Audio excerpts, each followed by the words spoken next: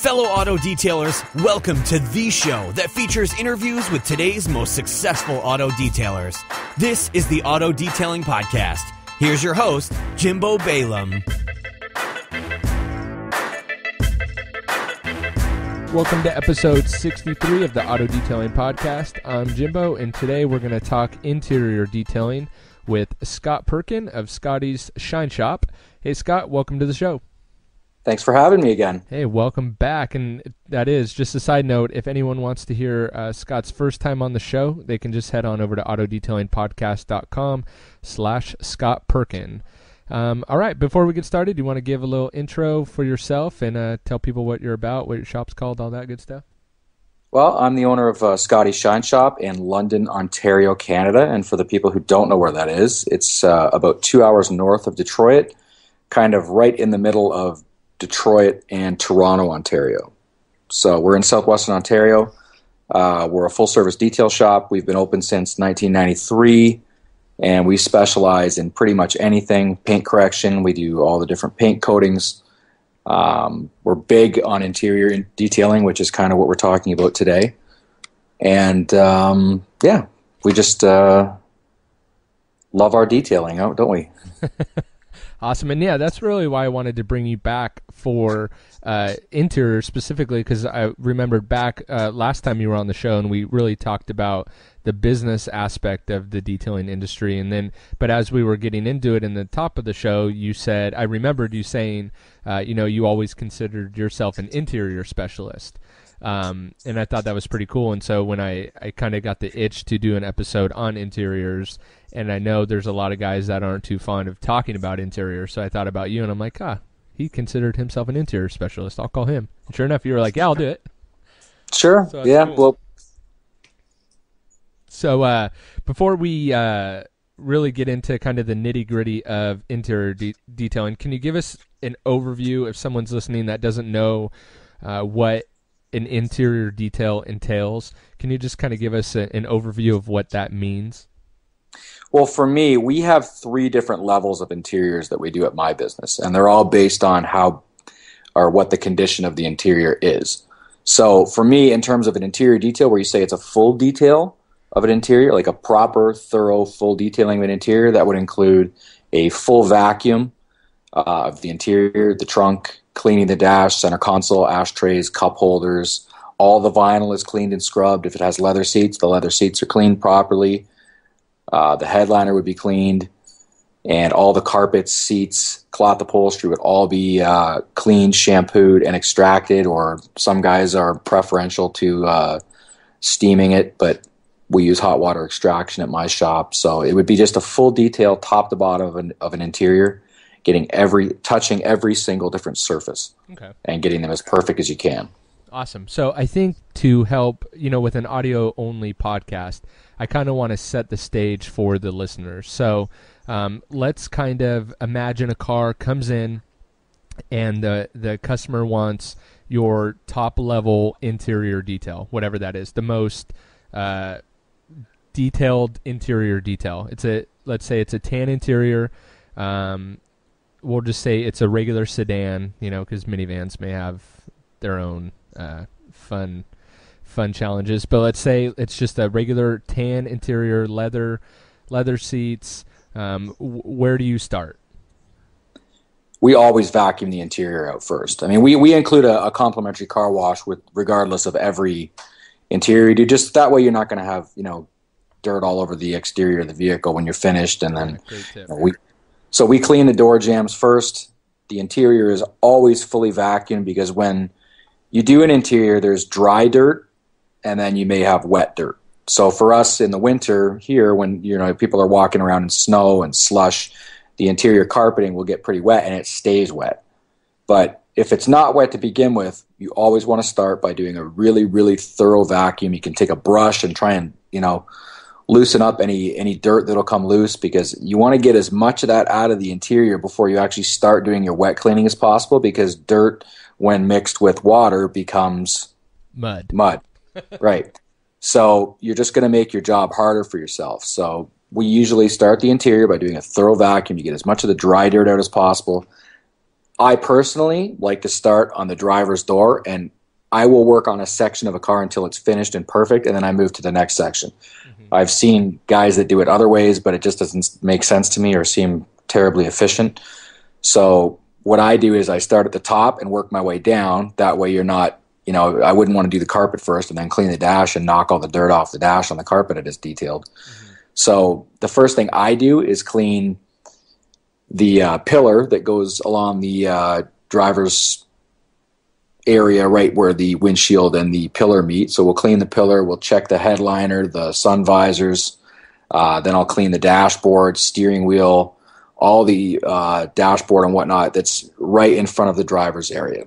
Then I'll go ahead. And when you're saying cleaning, is this kind of just the initial, like you're just kind of knocking off the dirt, or are you No. Okay.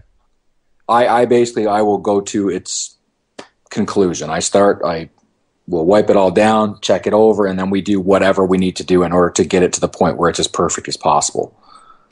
And then we move on to the seat, carpet, floor mats. The floor mats are always pulled out of the car initially. That's the first thing we do when we actually start shampooing. I should have mentioned that.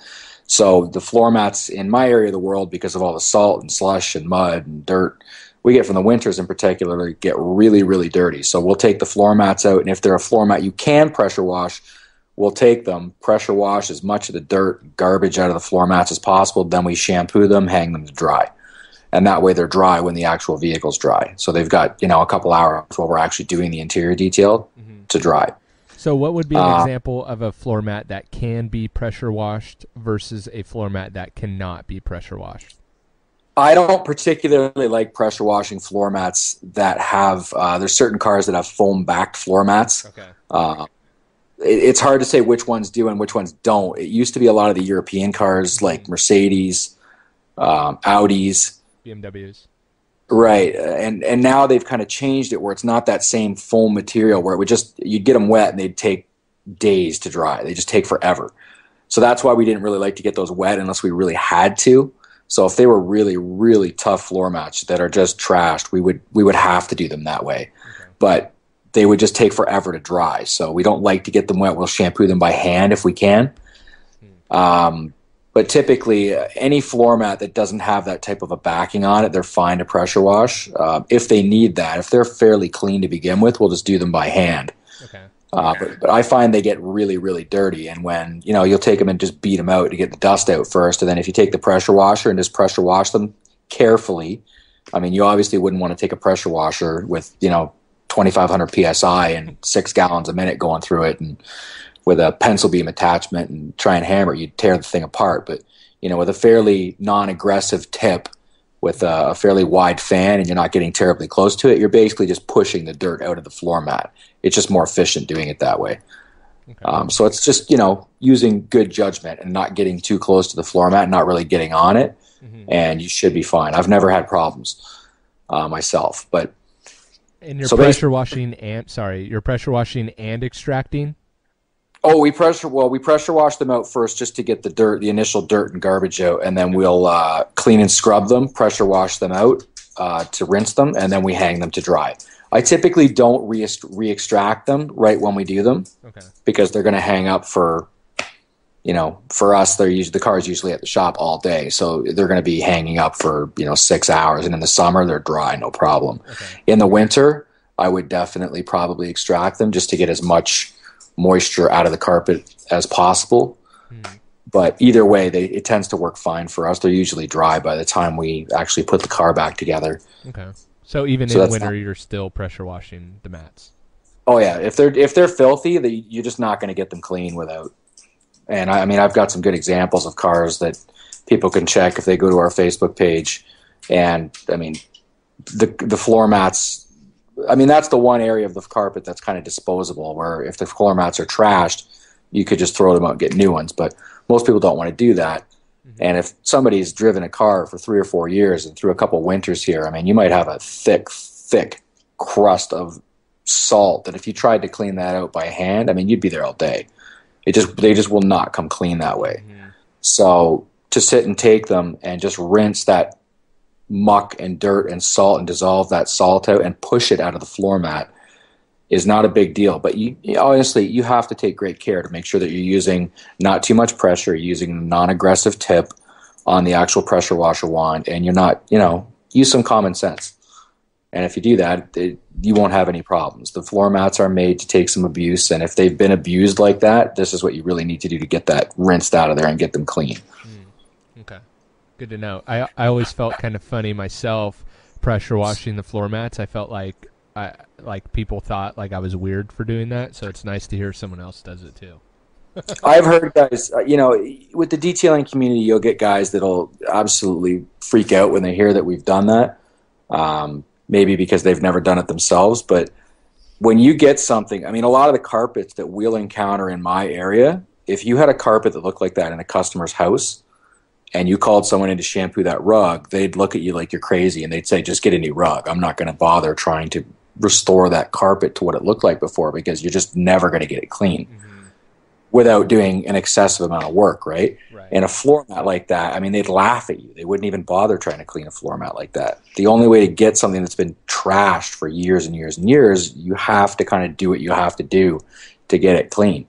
And somebody wants to sit and, work on it for 3 hours to get a floor mat clean, they're welcome to do that. But I'm a business person. I have to get stuff done in the most efficient way that's still going to produce an acceptable result, and that's just not the right way to do it.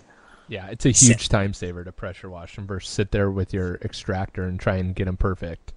Yeah, I mean, it's just faster. And like I say, you have to take great care to make sure that you're not overdoing it. Right. Like with anything, right? But as long as you're using some common sense, you're not hammering on them, there won't be any problems. It's just a matter of, using the right technique, not over pressure washing them with too much pressure. Like we have our pressure washer as a 2000 PSI pressure washer that runs 5 gallons a minute. So it's not just that it's got a decent amount of pressure, it's running a decent amount of water. So that's a pretty high volume pressure washer. And we've never in 21 years had a problem where we've damaged a floor mat by pressure washing them. But we obviously take great care. We don't have a very aggressive tip on our pressure washer to begin with. So it's got a fairly wide fan for the actual water coming out of the pressure washer, where you're not going to get onto one spot and just tear it apart, right? Which is something you could do if you're just not paying attention or you're not too intelligent. But it's not something that's a big deal as long as you take the right precautions and you have the right mindset going in. And it's, for me, the reason we use the pressure washer is initially when you start doing a really dirty floor mat is you're going to literally push 80%, 90% of the dirt right out of the floor mat. Then you can assess where it's at with respect to, is it got grease stains in it? Is there gum stuck in the floor mat? Is it just dirty? What do I have to actually do in order to fix the problems with that floor mat then, with that carpeting?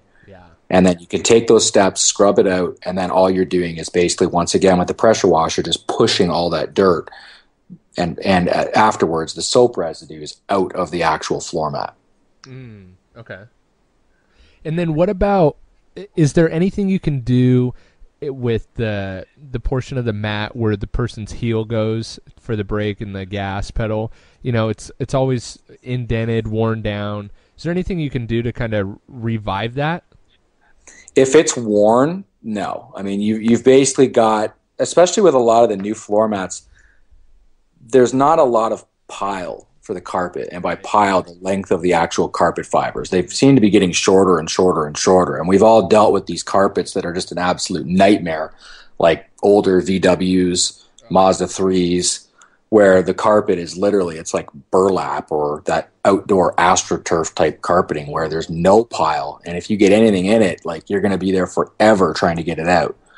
So when that pile actually gets worn and crushed down, you can clean it and kind of pull it back up as much as it will allow you to do that. But if it's damaged it where you've actually, pushed your heel on it constantly, you may have actually removed a bit of the pile and you'll just never make it look perfect again.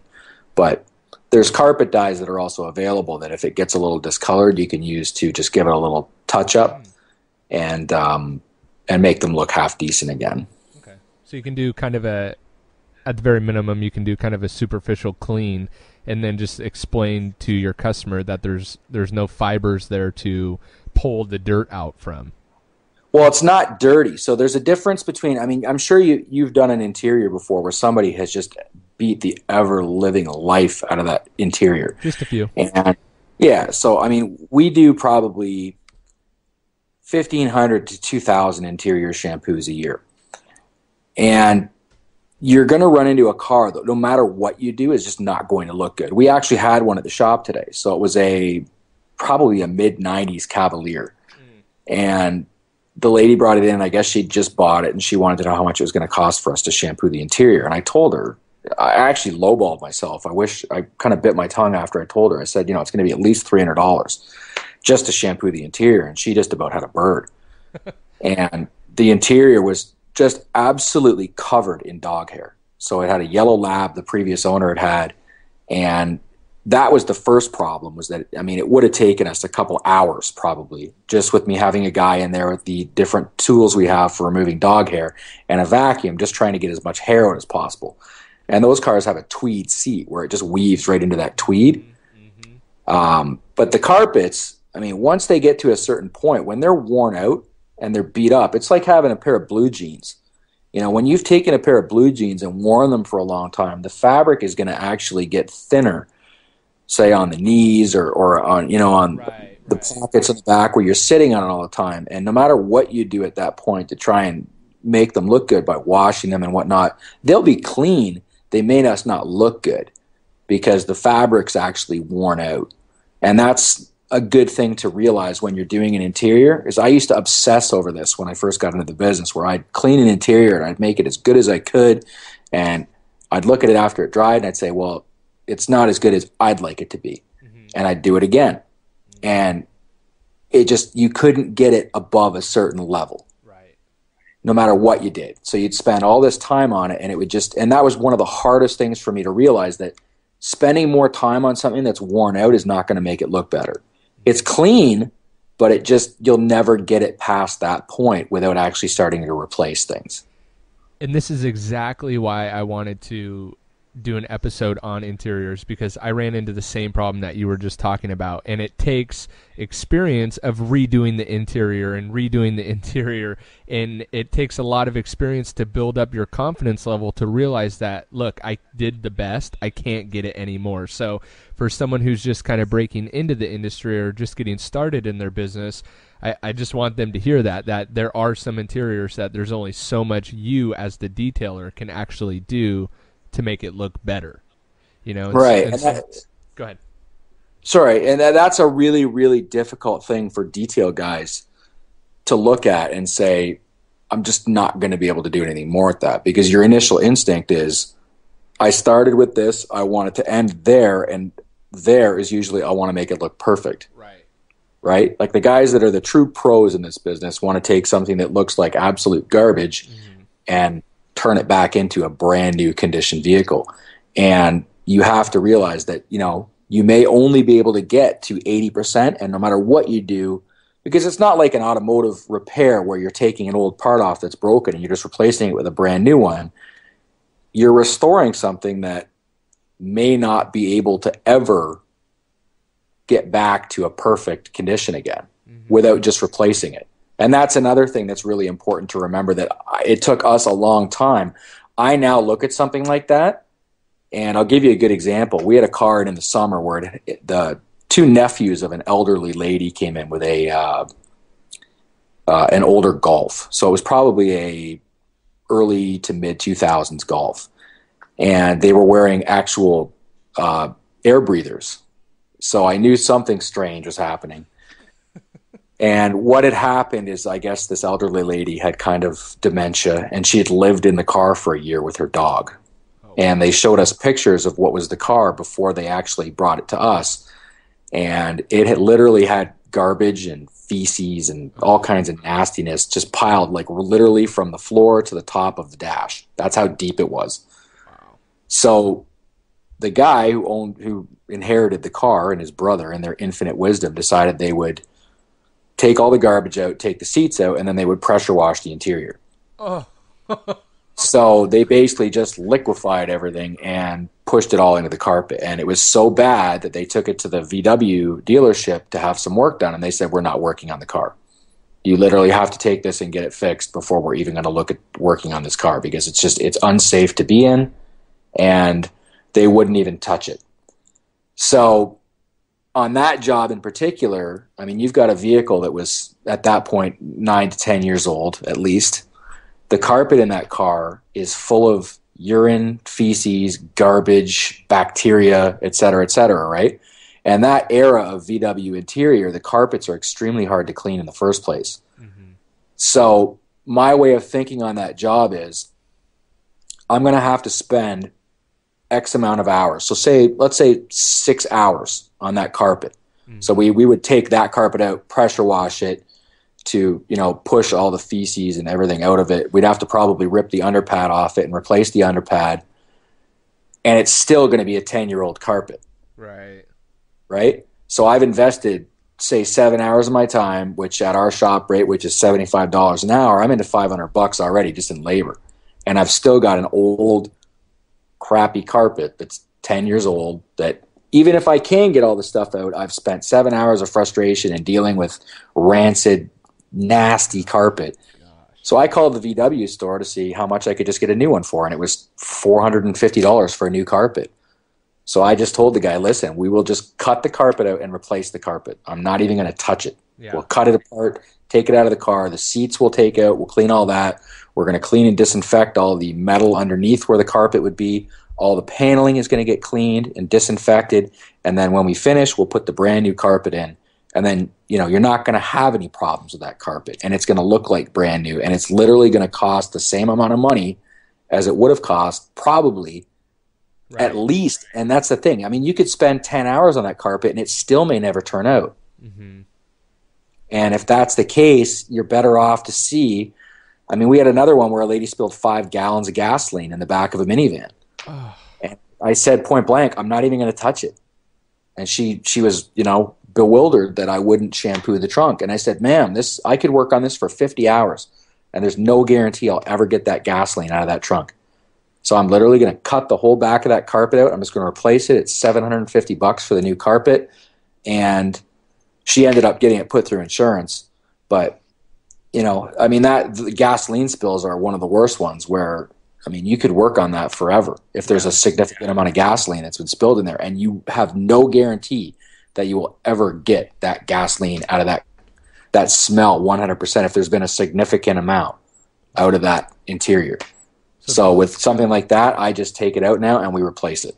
Yeah, and at least, like you said, they're getting a brand new carpet out of it. It looks brand new. It doesn't look like the 10-year-old carpet. Yeah, you have to use your common sense too, right? If there's a $1,000 car and it like that car I had in the shop today was probably only a $1,500 car, that Cavalier. And when I told her, this is going to be minimum $300, she just didn't feel that was worth it. And I kind of get what she's saying. Mm-hmm. I don't want to spend a fifth as much as my car is worth just to have my interior cleaned if it's a throwaway car. But that minivan that was in the shop last year was a $50,000 minivan. It's ridiculous to think, okay, well, I'm not going to do this job properly in the name of trying to save a couple bucks. And that's the customer's way of thinking. But your way of thinking as a detailer has to be, I'm going to tear my hair out trying to make this right for this customer, and I'm going to spend countless amount of hours, and I'm never going to get an acceptable result for me or the customer. So you kind of have to look. I always try and teach my guys, when you look at something, you have to be diagnostic like a doctor and say, what am I going to have to do before I start to make this as good as it can be to get an acceptable result? And I think that's where a lot of guys get themselves in trouble. They just dive into stuff without looking at what they actually, and especially when you get into the really technical aspects of interior cleaning, say like spills, like we did a milk spill, where I know you don't have this in the U.S., and it's a big point of mockery with most of the American people that I know, is that we buy milk in Canada in bags. We don't get it in the gallon jugs. So it comes in 3 1-liter bags, and commonly these bags will break. And we had a lady in the last week who had a liter of milk break in the back of her Buick. and it got into underneath the back seats and into the underpad and whatnot. And then she decided I don't even know what she did. She hosed out the interior and put vinegar in it and all kinds of crazy stuff.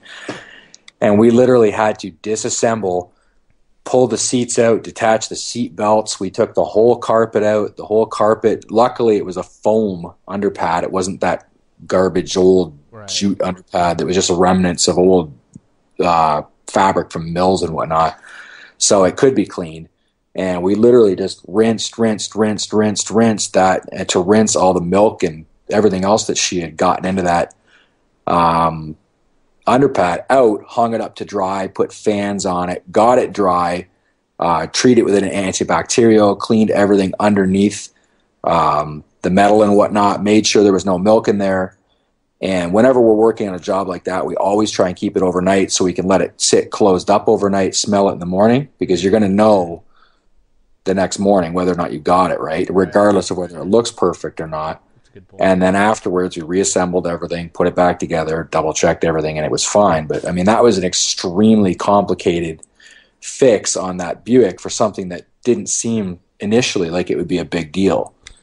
Yeah, I think that's a good point, though, that you talked about kind of diagnosing or making a diagnostic decision on the car before you dive into it. There was actually someone wrote a comment on our Facebook page for the Auto Detailing Podcast about giving for sure quotes over the phone before he actually sees the car. And I commented back, never give a set in stone price, because you never know what you're going to get into. And when you come up to the car and you're seeing it, you do, like you said, you have to process what you're seeing and what it's going to take to get it to the customer's expectations, and then give them a price. Then, I said maybe give a ballpark price over the phone, but never give a for sure price over the phone. You're just going to get burnt every time. That's a really, really difficult thing for guys to get around, and we still deal with it every day, even though we've been in the business for 21 years, is people want to know what they're going to pay, right? And now that people have all the tools available to them to call, email, text, Facebook you, they don't want to leave their house in order to get prices. And we constantly tell people, listen, you want an interior shampoo, and interiors, I mean, even paint correction, any of these can, for us, like an interior shampoo for a car, we start at $180, and the price escalates from there based on how many hours we have to spend on it. So people will call up, and I'm sure you as a detailer have heard this, where people will say, how much for an interior clean? You say, well, what exactly do you want to have done? What are you kind of looking to accomplish? We ask a lot of questions like, what kind of vehicle do you have? What's the year, make, model, and what are you hoping to accomplish? Right. And people will tend to always try and minimize. So we have a package, it's called our executive service, which is supposed to be a maintenance wash. You do it every couple weeks. It's a wash, quick vacuum, quick wipe down, do the windows, tires, wheels, etc. It's like $50 for a car. And people will say, well, I really like the looks of that package. I'd say, great, that starts at $50, and the price goes up from there based on how much time we have to spend on the car. And that's supposed to be just a maintenance package for cars that are cleaned regularly. And when you say these kind of things to somebody, then you start to kind of get an idea of where you're at. People either are going to lie to you and they'll say, oh yeah, that's all I need. Or people will say, well, I don't really clean my car every couple weeks. Say, okay, well, we probably have to move you up into one of the bigger packages if it's dirty. And we have 3 packages that are kind of all take care of different levels of, I don't know if dirtiness is the right way to say that, but we have that executive service, which is just a quick maintenance package. We have what we call our Supreme Clean, which is a really thorough vacuum, a spot clean, and a good wipe down and detail for cars that are dirtier than the executive service but don't need a full shampoo. And then once we get to a certain amount of time that we have to spend on a car, whether it needs a shampoo or not. So if you get something that's just ridiculously dusty, full of pet hair or gravel or whatever, and it's going to take you 2.5 hours to clean that interior, we just shampoo it. Because by that point, once you start wet cleaning, it actually will accelerate how much faster you can get the interior done when you're just going full bore in interior, as opposed to trying to tear your hair out, trying to make something look good without calling it a shampoo. Right. So we had somebody say that this week. They were like, well, I just want the Supreme Clean. And I'm like, well, we can do the Supreme Clean, but it's going to take 3.5 hours. So you can still call it the Supreme Clean, but you're going to pay as much or more than a shampoo would cost because it's actually going to take me longer to try and do it the way you're asking me to do it. If I shampoo this and wet clean this, after we do our initial vacuum, we're going to be right in there getting the carpets wet. That's going to take all that grunge and dirt out of there in half the time it's going to take to try and vacuum it and make it look acceptable. And, some people really get their hair up when you say, I can't give you an accurate price over the phone because I just don't know what I have to do. Right. And say, well, this is what I'm telling you I want done. Well, unfortunately, you and I both know that we've had people before that'll say, it's a brand new car. And they show up and the car is 5 years old. Well, it's brand new to me. Well, 5 years old is not brand new. When's the last time you cleaned your car? I just did it last weekend. It shows up, and we've literally had a lady that said that and came in, and there was a foot of garbage in the car. Oh, my gosh. And, you have to charge accordingly and people that are reasonable understand that, and they're willing to pay a reasonable price to have their car cleaned and disinfected. One of the biggest things with interior detailing is that it's unbelievably unhealthy to be driving around in a vehicle that's full of, mold, mildew. You're always shedding skin, so there's skin particles, the dust, pollen. There's all those different things that can be floating around in your interior. And even though your interior might look clean, after you actually clean your vehicle, like my cars stay extraordinarily clean because I'm just not a dirty person. Mm-hmm. They don't actually get into my own shop to get cleaned that often. I just don't get them that dirty. And I used to have a Grand Cherokee Limited years and years ago, and we never did a full interior detail on it until it was about 3 years old. And it looked really good. And we went in and cleaned it, and I was shocked myself on my own vehicle. I was like, wow, that's really a big difference. Just even though it looked spotless to begin with, you could see the difference in the leather because it had cream-colored leather seats. And they weren't like filthy, but you could definitely see just how things get dirty over time, and they almost appear shiny. Right. Yeah. You know what I mean? And that's one of those things where you really have to impart to people that, listen, I mean, this is something that you should be doing. I mean, you wouldn't wear a pair of jeans every day for a year and never wash. I would hope you wouldn't, right? And if you think about it, you're in your car every day, especially the driver's area. You're touching things. You've got oils coming off your skin. You're shedding skin cells. And you wouldn't wear a pair of jeans every day, but you're on that seat every day, touching it. People are eating in their car, and that's a really interesting way that you can kind of impart that to people to say, listen, this is something you should be doing regularly, and it's a health issue, especially if you have children. Oh, yeah. So there's a lot of people whose kids have allergies and whatnot. Well, you're exacerbating that most likely by getting in a car and blasting the air conditioning or heater and blowing all that stuff that's in the car right in their faces. Yeah. So let's move on from the mats, and again, I kind of want to keep it to, so guys can follow along. But so as you're cleaning the driver's side and you're doing the dash and the door panels and all the vinyl and stuff like that, are you using steam? Are you using an all-purpose cleaner? It obviously depends on the level of not dirtiness, but how dirty the panel may be. But what's your general I personally am not a huge proponent of steam, probably because the steamer I have is not, in my opinion, big enough. I have a VX5000, which is a great little machine, but for the amount of work that we put through my shop, I just don't think it's big enough or robust enough to do what I want it to do.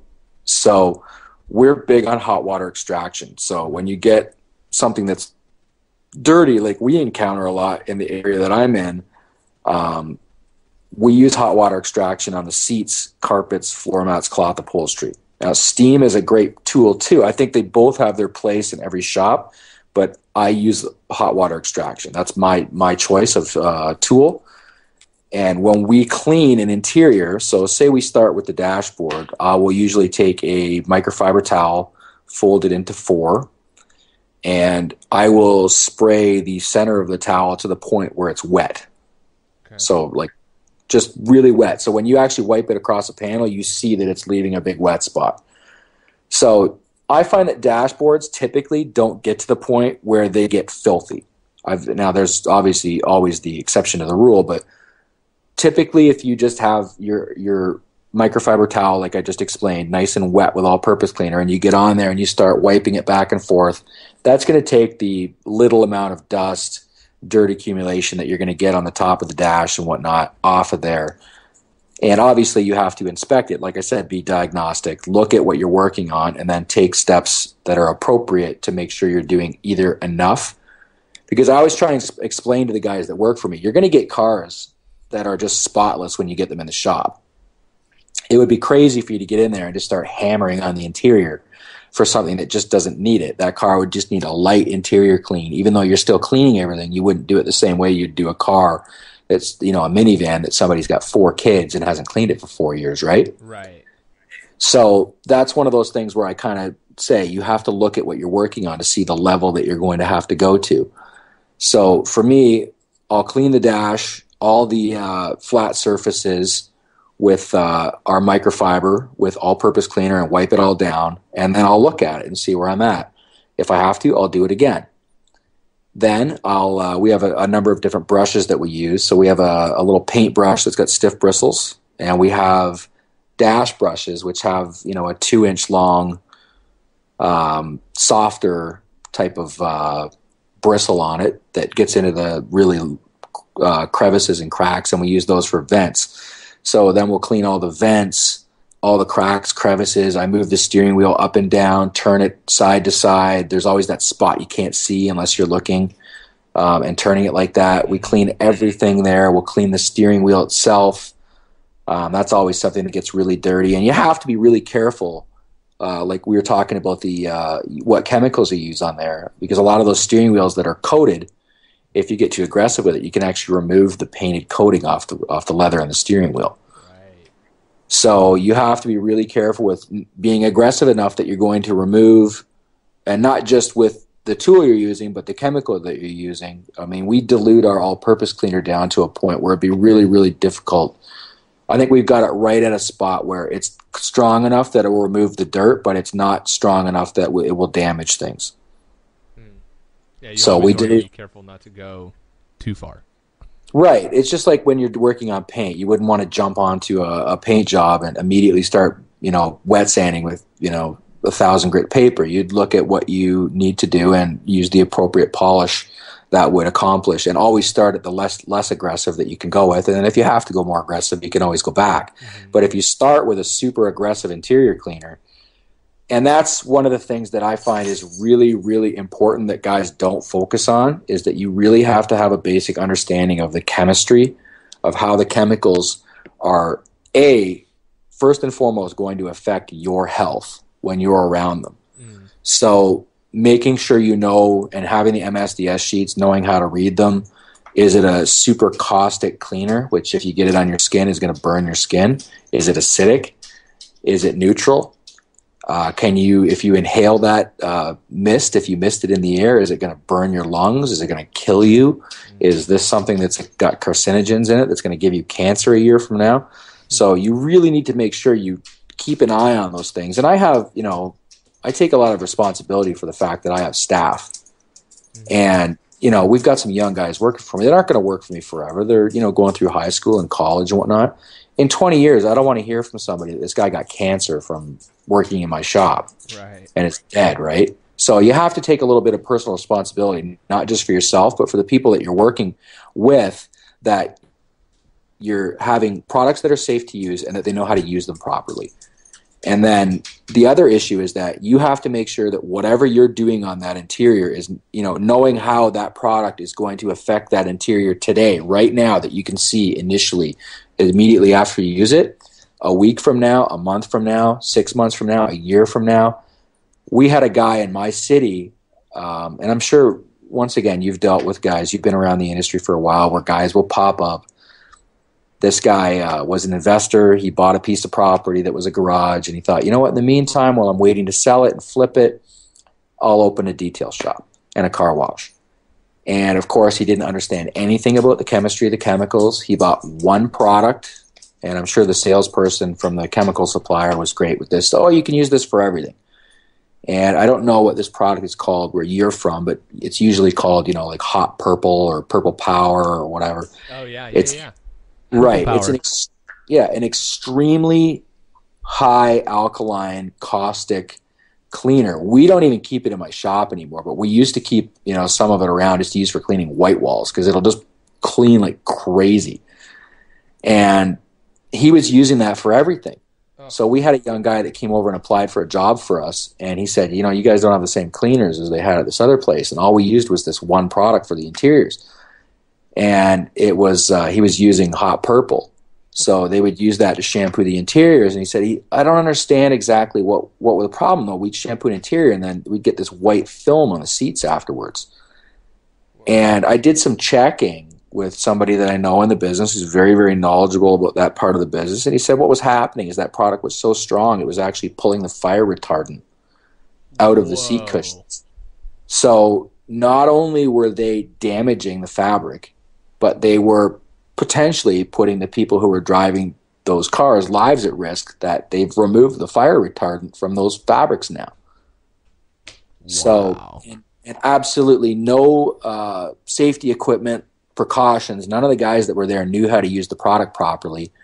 So we actually had a vehicle, and where I say, you have to know how it's going to affect down the road. We had a vehicle that they shampooed come into my shop, and it was a year-old vehicle with a burgundy interior, and the interior was just faded right out.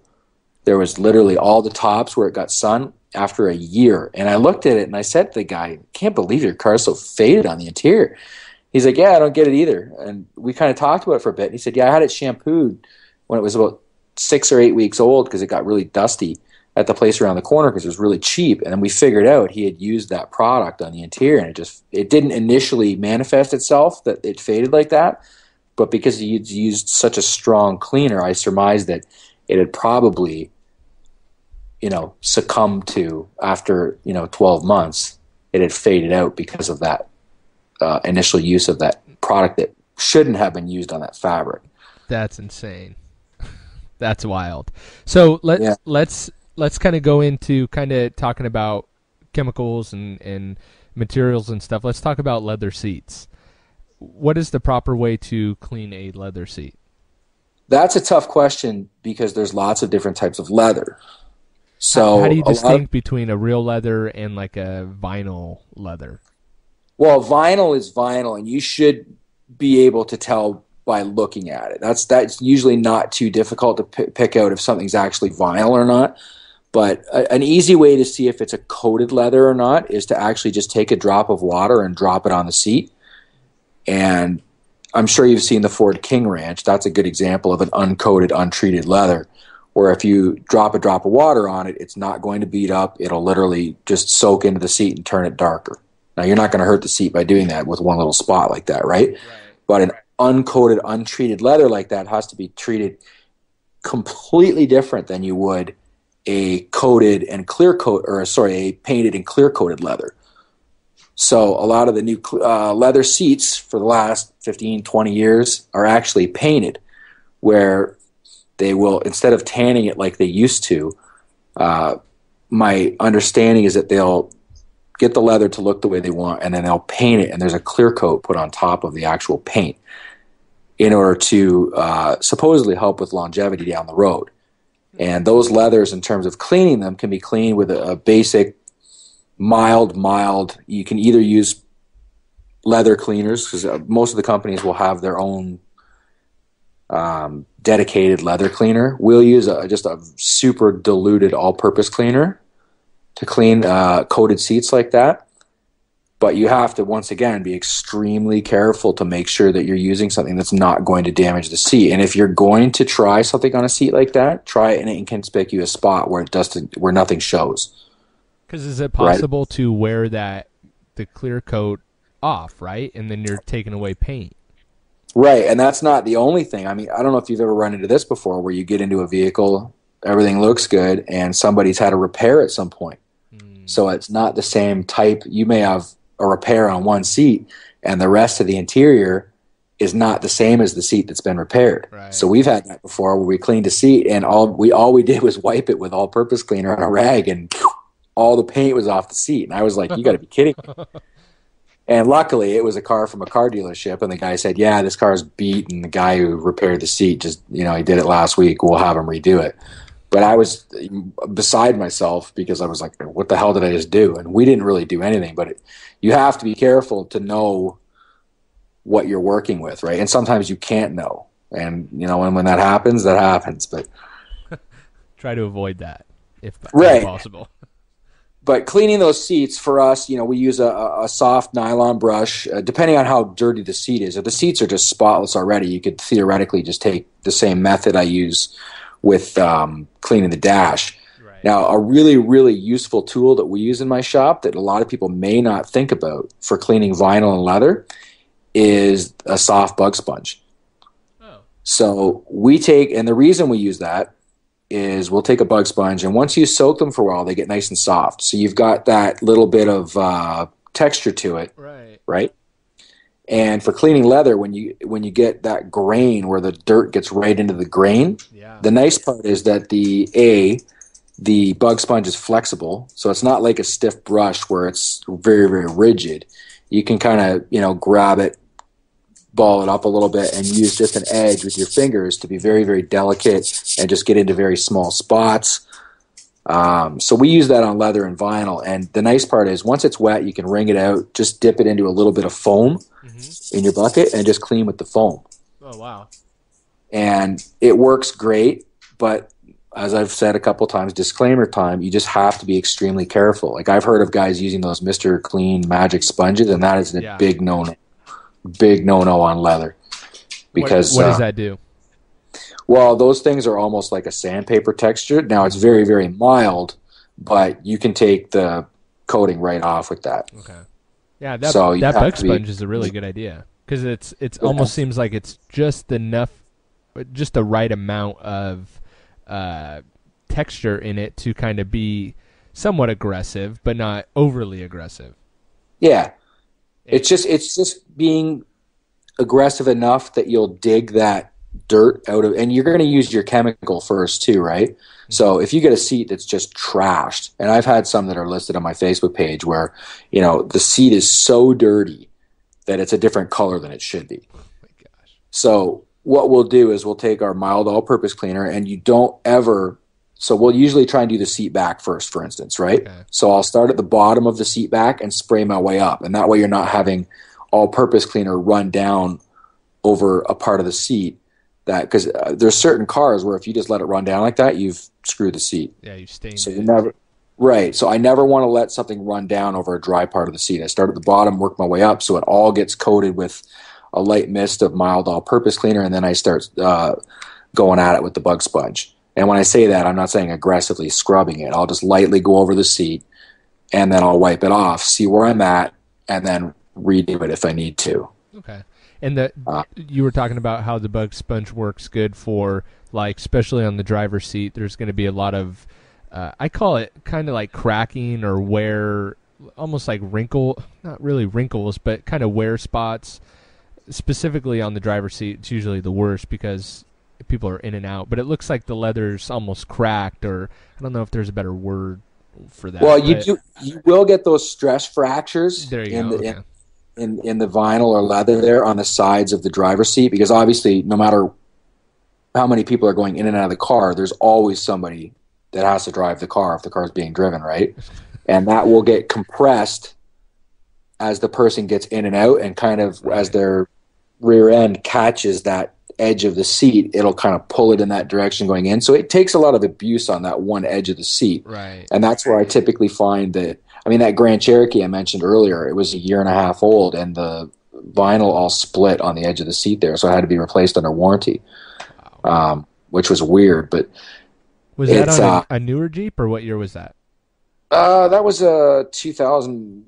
I got that brand new in 2001 in August, and then I sold it in 2004. So it was like end of 2003, and it already. Okay. And like I say, we weren't really doing a whole lot with respect to cleaning or detailing that interior because it just never got dirty.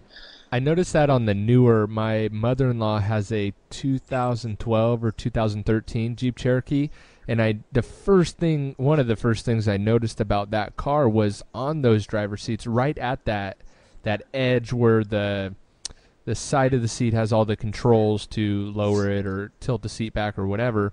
But right where that plastic piece where the controls are meets the leather, it's like the thinnest piece of leather ever. And the first thing I noticed, or the first thing I said was, this is going to rip.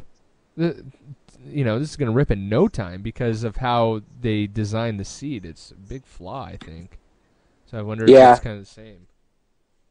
Probably. I mean, I know they put a lot of time and energy into testing the different types of materials that they will use in these interiors, but sometimes I've kind of found they've dropped the ball. The engineers who put this stuff together, we've all worked on different cars. Like the biggest pet peeve of mine was always those VWs and Mazda 3s. The carpets in a Mazda 3, whoever designed and came up with that should just literally burn in hell. The worst carpets in the world, and that's one of those things like that seat where somebody's designed that and come up with that and said, this is great, and this carpet will wear like iron. It will never wear out. And they're right. Yeah. I can make those after you get them initially looking good. They were very easy to get them looking good again. But in terms of getting sand or pine needles or anything like that, or hair, once it gets woven into that fabric, it is just a nightmare. And I know anybody listening to this that's a detailer is going to be nodding their head going, oh my God, I can't believe he said that. It's perfect. Like it's literally every detailer I've ever talked to, the worst interior you talk about, Mazda 3 carpets, older VW carpets, same thing. And they're just absolute nightmare to work on. I was nodding my head because one time I got called out to do, it was a Mazda 3, and it was a dark interior, and the customer had a light-colored, short-haired dog, and they had the car for about 4 or 5 years and never vacuumed any of the dog hair out. And I was like, I didn't know that the Mazda interior was that bad to work with and that the dog hair kind of weaves itself into the fibers. So I looked at it, and it was pretty bad, but I was like, yeah, I think I can handle it, and I quoted him a little higher. Forget what I even quoted him. And I worked on it for about an hour and a half, and I gave up. I told him, there's no way. I felt after an hour and a half like I hadn't even made a dent in it, and I was trying everything. So, yeah, I was definitely nodding my head with you on that one. Yeah, they're not my favorite interior to work on. Yeah. So what about a cloth leather seat? Are you kind of obviously you're not pressure washing it, but are you taking some of the same approach that you do on the carpets as with a cloth seat? Cloth seats, this is one thing where I really kind of turned a corner. I remember I went and did some training with Ron Ketchum, who used to be the technical director at Value Guard Automotive International in Cincinnati. And he ran a class you could take, and me being in my infinite wisdom, so, you know what? I'm going to go down there and see if I can learn anything. I've been doing this 8 or 9 years, and I think I'm pretty good, but I'm going to go down there and see if there's just one thing I can take away.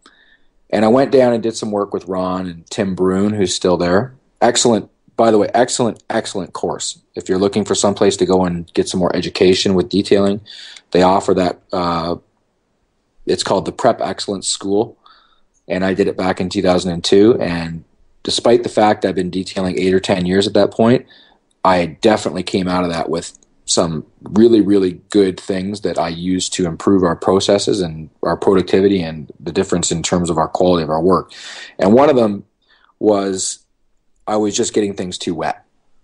So I was going overboard, especially with seats. So I always try and characterize it in this way for my staff when I'm teaching them how to clean a fabric seat. What's dirty on most fabric seats is just the actual skin. So just that outer layer of fabric, right? Unless somebody spilled something on it or it's just full of dust or dirt, you're only really cleaning maybe the top centimeter of the foam and the actual fabric that covers the seat cover, right? Okay. And we were just over-wetting the seat to a point where it would take forever to dry. But I don't know if you've ever had this happen when you've worked on a seat. There used to be certain cars where stuff would just come up out of the seat.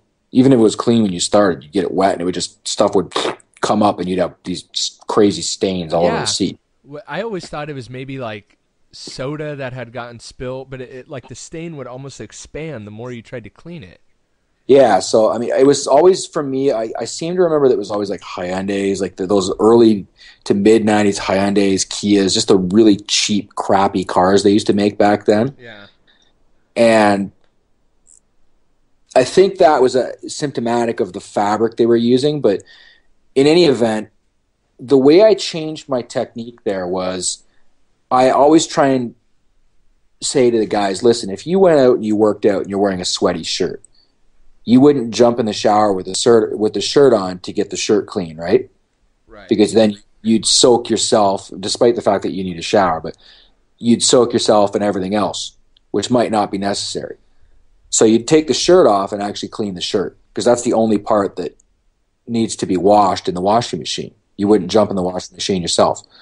So when you're cleaning a seat, we'll pre-treat the seat with the proper cleaner that you'd need to clean the fabric. So a lot of people use just mild diluted all-purpose cleaner. There's dedicated cleaners you can use for cleaning fabric as well. So we'll mist the seat down with that.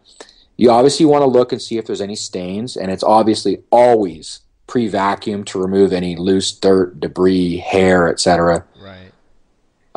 But we mist down the fabric. I'll pre-treat any different types of stains. So if you had like a grease stain, that's not something you're going to remove with all-purpose cleaner. You use the proper product to remove the grease first.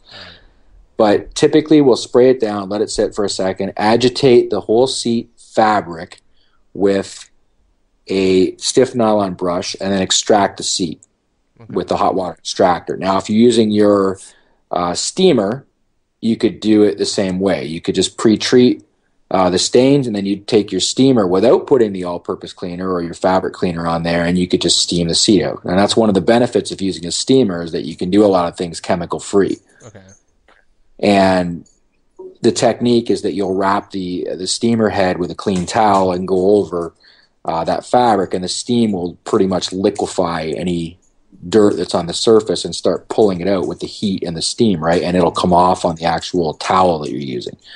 And we used that technique when we were working on a Model A Ford, where we were trying to clean a very, very delicate piece of fabric that was 100-year-old fabric that we just didn't want to get wet. And, I mean, the stuff that was coming off on that towel was unreal. But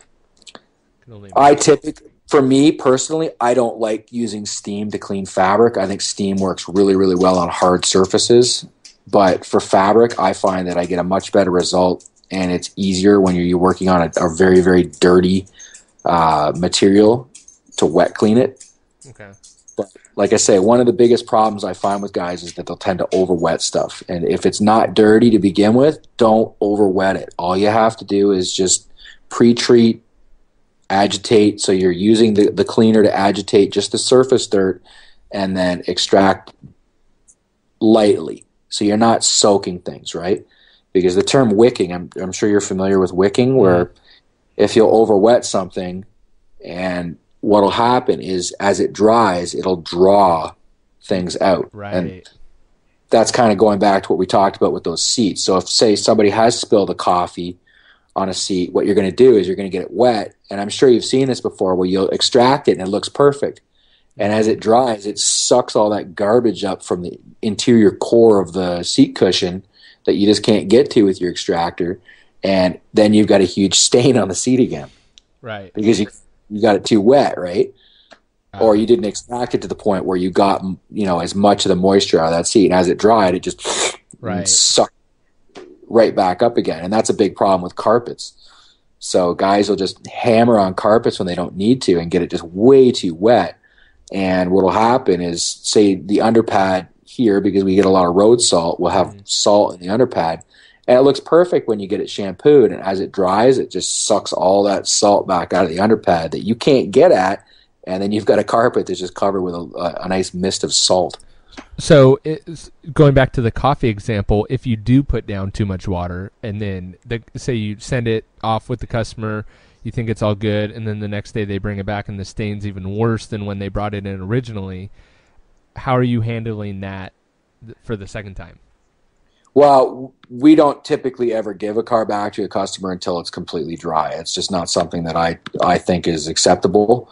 unless the customer puts you in a position where you get 3 hours to work on a car that's dirty, that you have to get fairly damp when you're wet cleaning it, and you just don't have any drying time. Typically with me, customer brings the car in first thing in the morning, it's there for the day. And we're not giving you the car back till we're finished doing, for a typical interior for us is, an hour and a half of actual shampoo time, plus the rest of the stuff we're doing, like windows, check over, touch-ups, etc. So I'd like to say for a typical car, we do 2.5 hours of what we call touch time. We're actually touching the car. We'll let it dry, so we'll fire it up with the heaters on, and we have specific fans that we'll put in the interior to help accelerate the drying. And then afterwards, we do our touch-ups. So if you do get an issue like that where something dries up funny, you have time to fix it. And with a stain on a seat anyway, what we'll typically do is then we'll dry clean it. Okay. So you can mist that area of the seat down again with a little bit of all-purpose cleaner, and then just take your rag and buff it. Okay. And typically, if it's just a stain that's on the surface of the seat, you'll take that off by doing it that way. And then we have other dedicated cleaners. We have a cleaner that I'm sure you've dealt with the vehicles that get the terrible water spotting on the seats. Oh, yeah, Jeeps. My wife had a Jeep Commander, and she would spill water on it, and it would create a terrible stain. Yeah, the ones that used to be terrible for us were Chevy Ventures, and they had a light gray interior, and they had these weird fabric seats, and it just dripped a little bit of water on it. It would create the most ugly, awful water stains possible. Horrible. And the way that we used to clean those is we would shampoo the seat all out by hand, scrub it, extract it, and get it as dry as possible. But you would literally have to get every single inch of that seat wet in order, because if you didn't, wherever the edge was wet, you'd leave a stain. Yep. So you'd have to get the whole seat wet, every square inch of that fabric, extract the hell out of it, and then afterwards, as it dries, you'd have to touch it up again by hand, because you might get a little bit more water spots that would happen. Another one that was really bad were the older model of Jeep Liberties, where I don't know if you've ever seen this, but as they dry, they have a stitch in the seat, and you'd get a water stain along the stitch because that's the last place it would dry. So, a quarter of an inch from the stitches, you'd get a water stain on the seats. And there was just nothing you could do. If you had to get those seats wet, it would get that. Then afterwards, you'd have to go back and hand clean it to get those light water stains. And it was crazy. Nightmare. So, wow. Okay, we got a couple questions from, I think, was there anything else you wanted to add to that cleaning process, from the carpets to the seats to the door panels? Was there anything you wanted to add to that? Not really. It just, my biggest tip that somebody, if they're starting getting into this, or they want, I always call it process and procedure.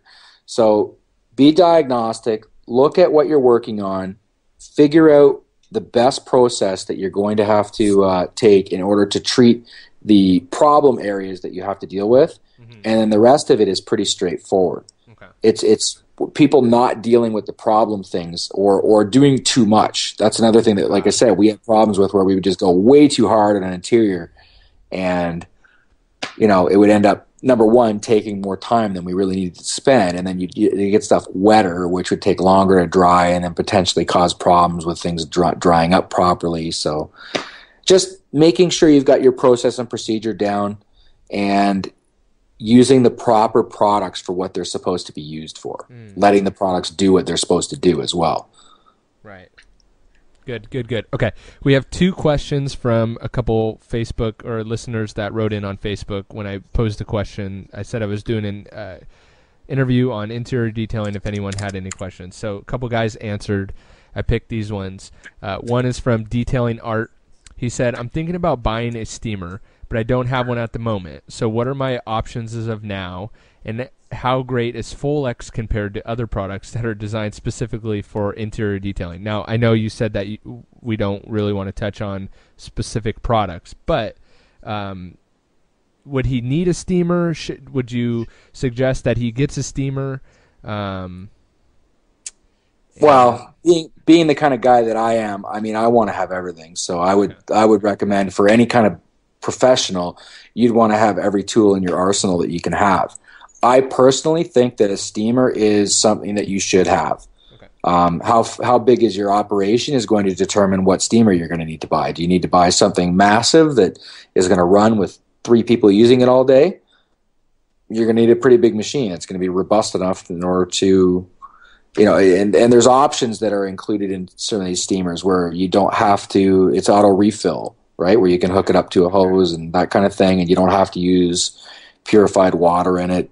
But for a typical guy that's a smaller operation, a great place to start is that VX 5000. They're not ridiculously expensive. They're fairly easy to use, and as long as you're being careful with it, it should last you a long time. But I like to have one of everything. I think a hot water extractor is an absolute 100% must. I could not run my operation without. We have 2 huge hot water extractors, and they run all day, every day. Could not run my operation without them. If I had to choose one, I'd use an extractor. Okay. But in a perfect world, you should have both. It's funny you talk about the hot water extractor. When I first got started, I started with a cold water extractor and then realized that it just wasn't doing the job anymore. So I was moving to a hot water extractor, and I ended up buying one off another detailer, and he was trying to tell me the reason he was selling it was because he had decided it was better for him to not use a hot water extractor, and he thought hot water extractors were a waste of time. And I just could never wrap my head around that. I'm like, dude, this is the greatest thing ever. I don't know why you would not want one. So, well, I look at it like this, and this may sound kind of corny the way I'm saying this, but I've always kind of looked at a hot water extractor as kind of like a little mini pressure washer.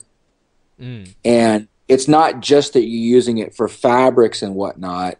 I use it for all kinds of things that people maybe have never even thought of. But, map pockets indoors, to clean out the map pockets that are full of junk and garbage and whatnot. You take that, and afterwards you take your hot water extractor and get in there, and you can use your steamers. Steamers are really, really effective for using on hard surfaces like that.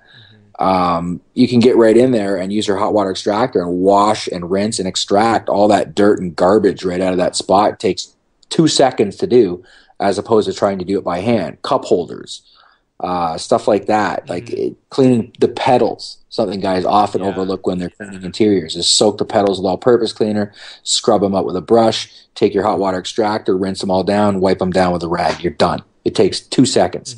And that's an issue where the hot extractor does a lot of different things that people may never have thought of using it for before. Okay. There you go, detailing art. Definitely have an extractor. If you can get the steamer, start with the one mentioned.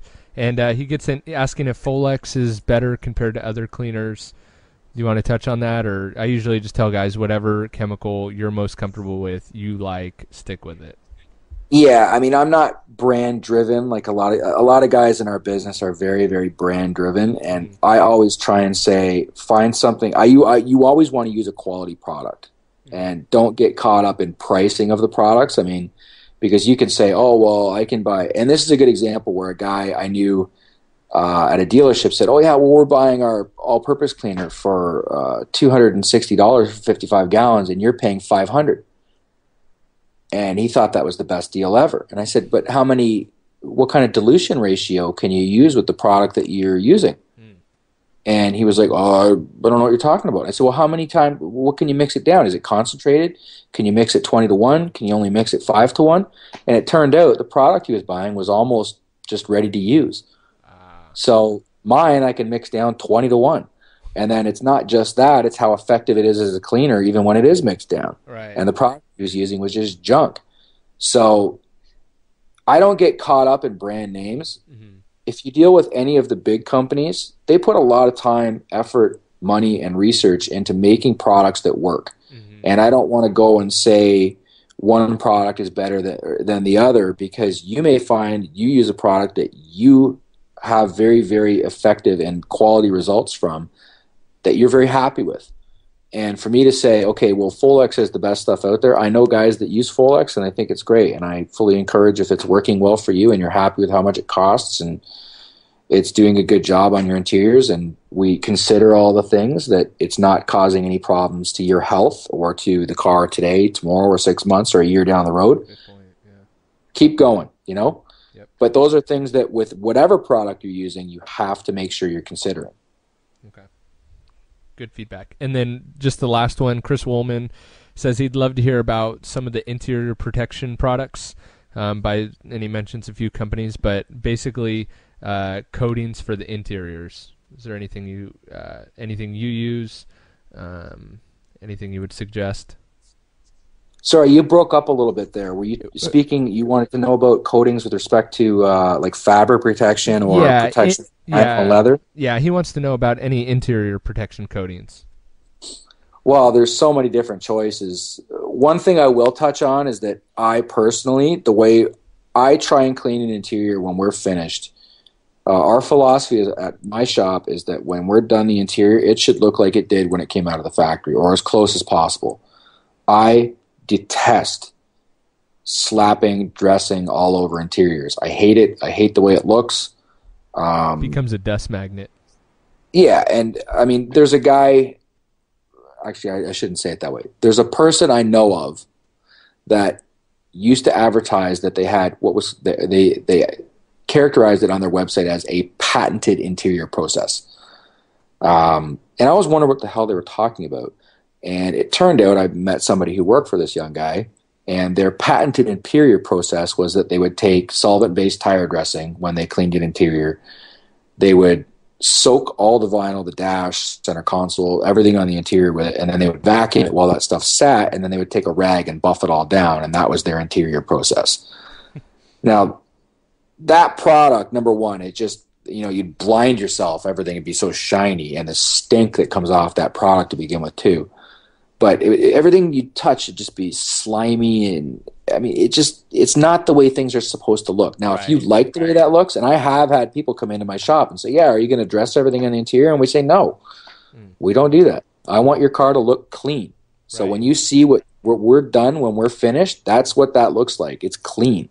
Now, with respect to leather seats, I mean, we've got a number of different products. We've got a regular leather protectant that we buy from, I don't know if I should say the names of the companies that I'm dealing with, or? Sure, it's up to you. Okay. Well, we have a couple different ones we use. We use from Optimum Technologies. Mm-hmm. We use their regular leather protectant on our basic everyday details. We do use the OptiCoat leather guard protectant on new cars, which is a pretty cool product. It's more almost like a clear coat that goes on the leather.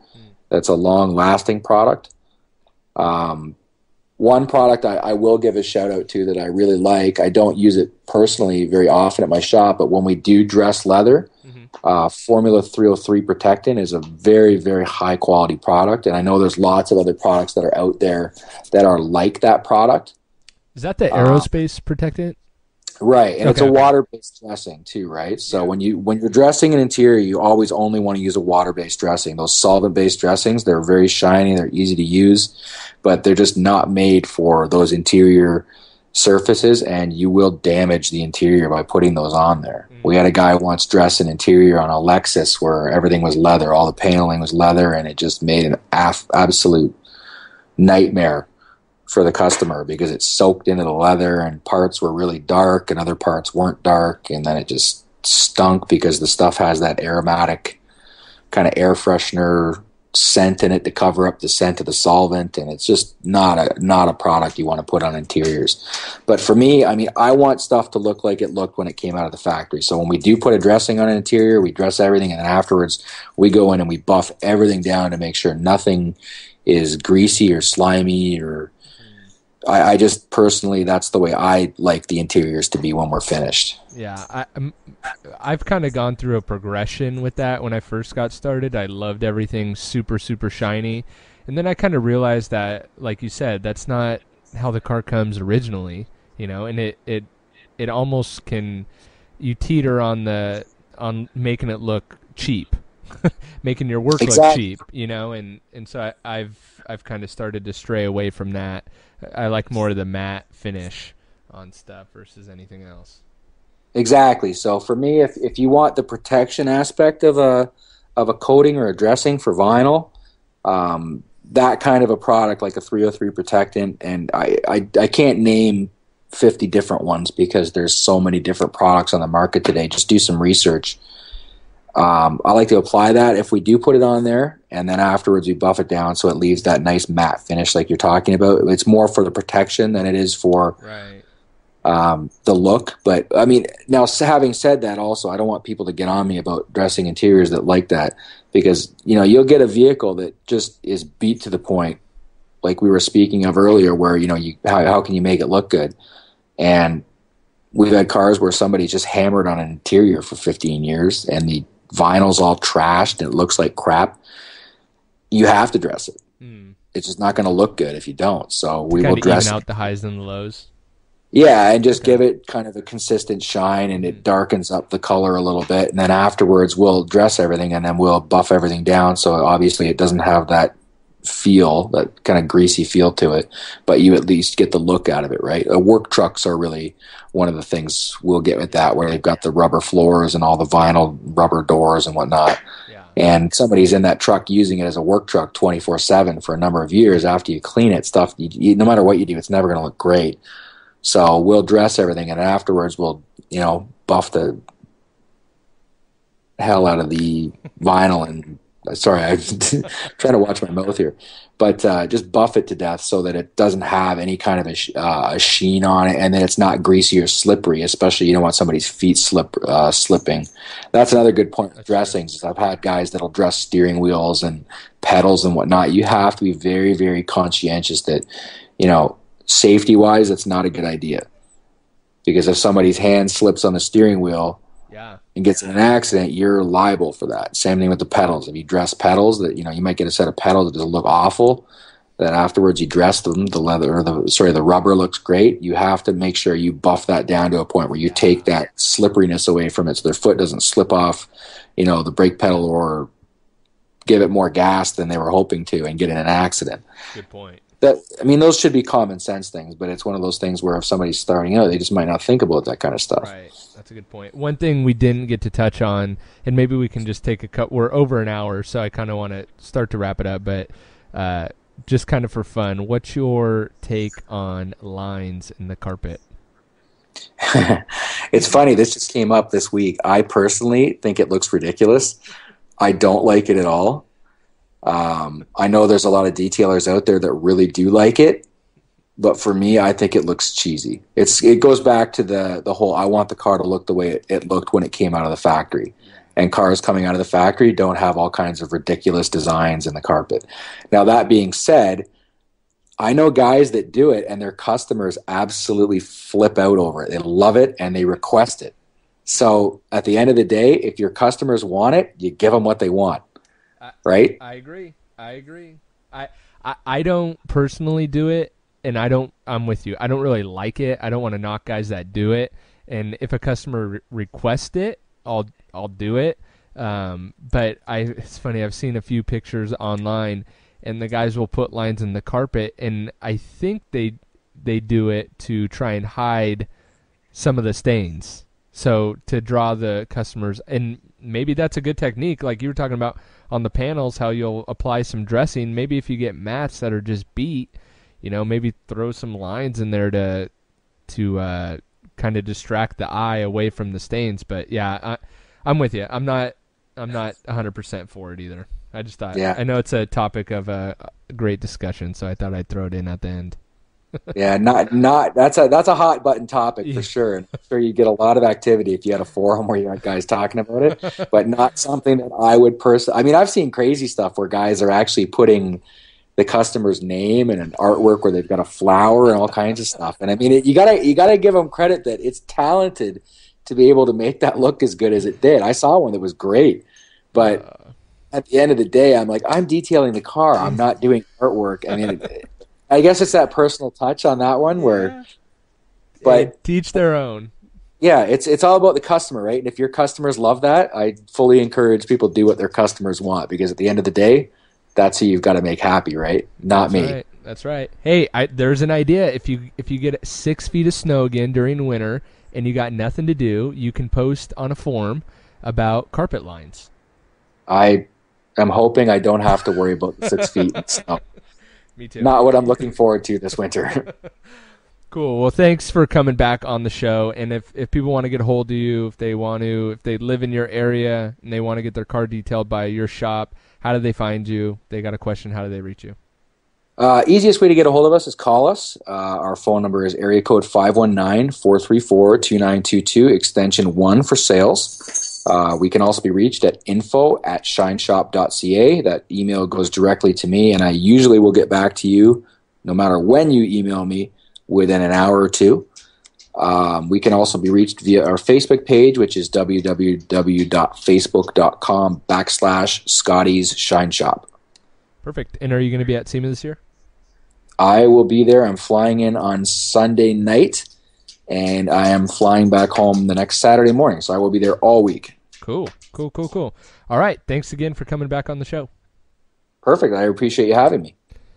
Thank you for joining us for another edition of the Auto Detailing Podcast, and another special thank you to Scott for taking the time out of his evening to chat with us and just share all the value bombs that he did share. If you find value out of this podcast, if you could just head on over to iTunes and leave us a rating and review, we would greatly appreciate it. You can get that link at autodetailingpodcast.com and hit the subscribe in iTunes button right there, or there's also a subscribe in Stitcher Radio if you have an Android or prefer to listen through that method as well.